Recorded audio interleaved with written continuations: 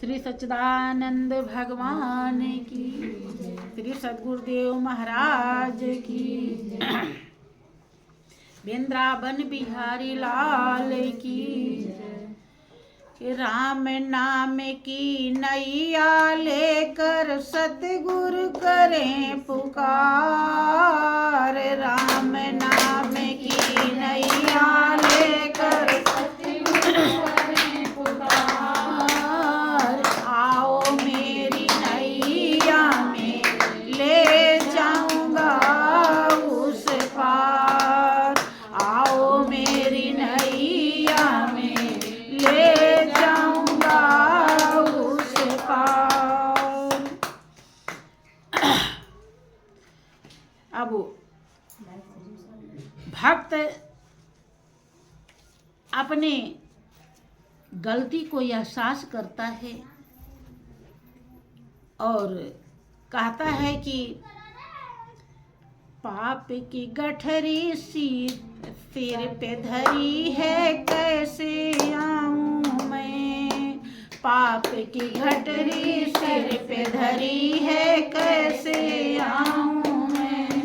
अपने ही अवगुणों से स्वामी खुद शर्माऊं मैं, अपने ही अवगुणों से स्वामी खुद शर्माऊं मैं। नैया तेरी साची भगवन, नैया तेरी साची भगवन, मेरे पाप हजार। आओ मेरी नैया में ले जाऊंगा भव पार, आओ मेरी नैया में ले जाऊंगा उस पार। जब कोई प्रेमी भक्त थोड़ा ध्यान सुमिरन करता है तब उसे थोड़ा थोड़ा सत असत का ज्ञान होने लगता है। वो समझने लगता है दोष पाप क्या है, अच्छाई बुराई क्या है, उचित अनुचित क्या है, अंधकार प्रकाश क्या है, ज्ञान अज्ञान क्या है। तब वो अपनी गलतियों को स्वीकार करना सीख जाता है। और जब तक ऐसा नहीं है तो घर ही में देखिए, आप किसी की गलती बता दो तो वो आपके सिर पे चढ़ जाता है, हमें ऐसा क्यों कह रही। कभी विचार ही नहीं करता कि वास्तव में हमने गलती किया है। हम स्वीकार करें, माँ जी मुझसे गलती हो गई, पिताजी मुझसे गलती हो गई, अब ऐसा नहीं करेंगे, माफ कीजिए। और उसका पारा बहुत गर्म हो जाता है और वो लड़ने के लिए तैयार हो जाता है, क्योंकि उसने कभी ध्यान भजन नहीं किया, उस पावन नाम का सुमिरन नहीं किया, पावन स्वरूप का दीदार नहीं किया, जिसके द्वारा हमारा संस्कार पावन बनता है। और इसीलिए उसे अच्छाई बुराई का कोई ज्ञान नहीं रहता है, हमेशा वो अपराध ही करता रहता है। प्रेमी भक्त है, वो अपनी गलती को स्वीकार करता है कि पाप की गठरी सिर पे धरी है, कैसे आऊं। कभी कभी आप लोगों ने देखा होगा कि आप कभी कहीं फंस जाते हो और सही से ध्यान सुमिरन नहीं कर पाते हो, तो अपना महसूस करते हो और कहते हो कि क्या करें। आपका दिल दुखता है कि इतना टाइम बीत गया, समय चला गया और हमने ध्यान सुमिरन नहीं किया। आपका मन पछताता है, आप दुखी होते हो, क्योंकि आपका दिल कह रहा है कि जिसको मैंने गंवा दिया वो बहुत कीमती था, उसे गंवाना नहीं चाहिए था, वही तो हमारा था, वही कभी धोखा देने वाला नहीं है, वही सच्चा साथी है। उसी से सब दुष्कर्मों से हम छुटकारा पाते, और उसी को हमने ध्यान नहीं किया, उसी को हमने याद नहीं किया। समय चला गया, अब क्या करें। बहुत प्रेमी भक्त बहुत परेशान होते हैं। वैसे वो भक्त कह रहा है कि पाप की गठरी सिर पे धरी है। आप भी सोच लेते हो कि लगता है पता नहीं कौन सा पाप आ गया हमारे सिर पे, और जो हम सब काम कर लिए लेकिन ध्यान ही नहीं किया। कोई प्रेमी भक्त भी वही बात कहता है कि पाप की गठरी सिर पे धरी है, कैसे आऊं। यही कारण है कि हम नाम रूपी नौका में बैठ नहीं पा रहे हैं, और अपने ही अवगुणों से स्वामी खुद शर्माऊं। हमने इतना पाप अवगुण किया है कि जो नाव में बैठने ही लायक नहीं। आपने सुना होगा कि वाल्मीकि इतना रत्नाकर डाकू पाप कर लिए थे कि उन्हें सीधा नाम कह ही नहीं पा रहे थे, कि उल्टा नाम जपा जग जाना, वाल्मीकि भय ब्रह्म समाना। तो लोगों ने, विद्वानों ने इसको अर्थ क्या बताया कि भगवान का नाम राम है, और वो मरा मरा करके, अरे जो राम नहीं कह सकता तो मरा कैसे कह लिया। मरा भी तो शब्द ही है, शब्द है कि नहीं है। जैसे राम वैसे मरा। उल्टा नाम, उल्टा का मतलब अपनी चित्त वृत्ति को उलट दिया, अर्थात उनकी चित्त वृत्ति हमेशा संसार में बह रही थी, संसार के लिए दौड़ रही थी।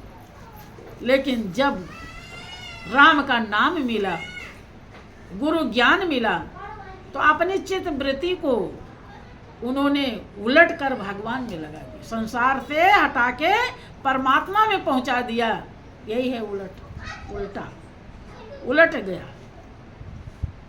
लोग अपने मन बुद्धि के अनुसार अर्थ लगाते हैं, जैसा जिसको समझ होती।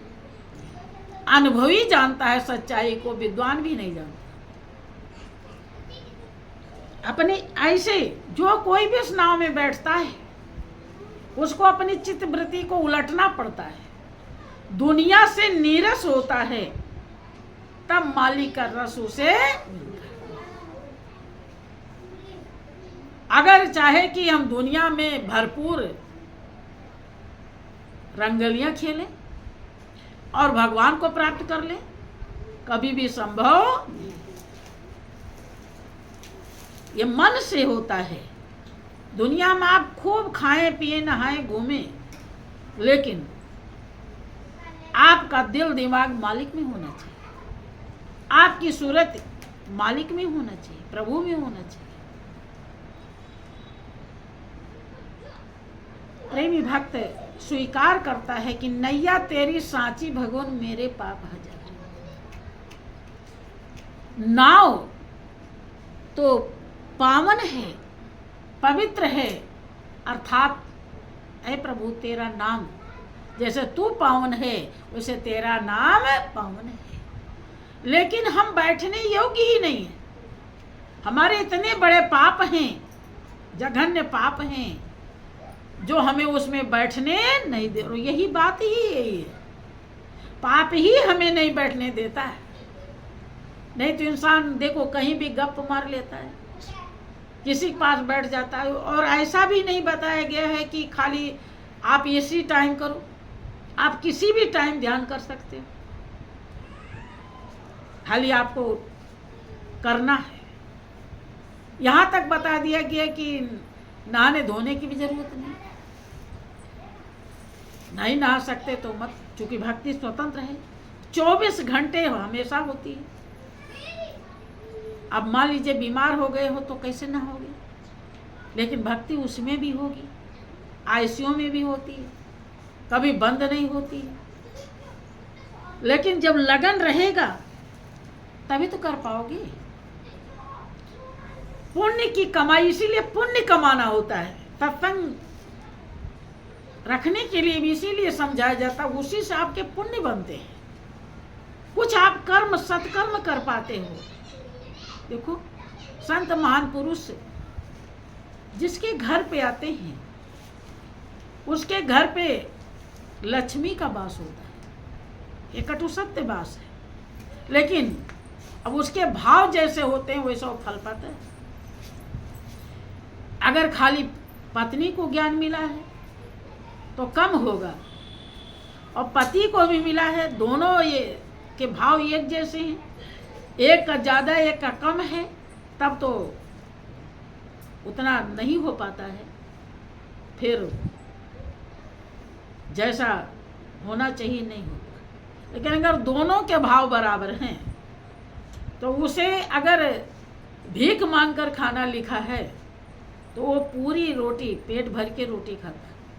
अगर संत आ गए दरवाजे पर, इतनी बड़ी कीमत होती है, लेकिन वो उसका फल ही लेना नहीं जानता। और जो जानता है वो होते हैं मालो माल, लोक और परलोक दोनों बन जाता है। एक बताया नहीं जाता है सब बातें। तो आप सही से रास्ते पे चल के देखो, सही से चलोगे तब मंजिल पहुंचोगे, लापरवाही से नहीं।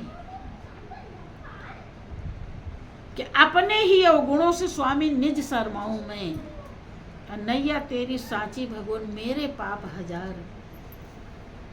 कि हजार पता नहीं कितने पाप हैं जो मुझे नाव में बैठने अर्थात ज्ञान भी मिल गया और ध्यान सुमिरन करने नहीं। कोई कोई इस बात को समझ पाता है, और जब समझता है तो कोशिश करता है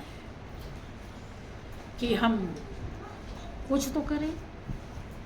जब हम तन मन धन से तीनों से सेवा करते हैं तो हमारे जन्म जन्मांतर के जो दूषित संस्कार हैं वो पावन बन जाते हैं, और पावन बन जाते हैं तो हृदय निर्मल होता है। तब हम गुरु की दया और कृपा को समझ पाते हैं, और दया और कृपा को जब समझते हैं तब पूरी तरह नाव में बैठते हैं।